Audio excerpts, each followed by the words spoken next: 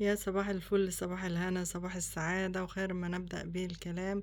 اللهم صل وسلم وبارك عليك يا حبيبي يا سيدي يا رسول الله. الجمعة وما أدراكم ما الجمعة. الجمعة يوم فضيل، ربنا يرزقنا فضله وبركته يا رب. مش هننسى فيه إن شاء الله بإذن الله سورة الكهف، مش هننسى فيه الصلاة على النبي. النبي مش محتاج صلاتنا، احنا اللي محتاجين نصلي على النبي كتير عشان أيامنا الصعبة اللي احنا فيها دي تعدي. ربنا ينور لنا بالصلاة على النبي أيامنا، ويحسن ختامنا، ويرزقنا بر ولادنا، ويرزقنا جميعا من كل ما نحبه، يعني كل اللي نفسه في حاجة ربنا يديها له. اللهم ربنا آتنا في الدنيا حسنة وفي الآخرة حسنة وقنا عذاب النار. سورة الكهف.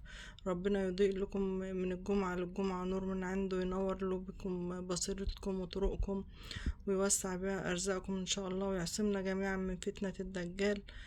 خلونا نفكر بعض بالحاجات الطيبة، ونفتكر دايما ان الدنيا دي طريق بس للوصول للحياة الآخرة، اللي هي الحياة ان شاء الله اللي ننعم فيها جميعا بكل السعادة وبرضا ربنا ان شاء الله. وجنة عرضها السماوات والأرض يا رب، لكل المؤمنين والمؤمنات والمسلمين والمسلمات الأحياء منهم والأموات. اللهم ربنا آتنا في الدنيا حسنة وفي الآخرة حسنة وقنا عذاب النار. اللهم صل وسلم وبارك عليك يا حبيبي يا سيدي يا رسول الله.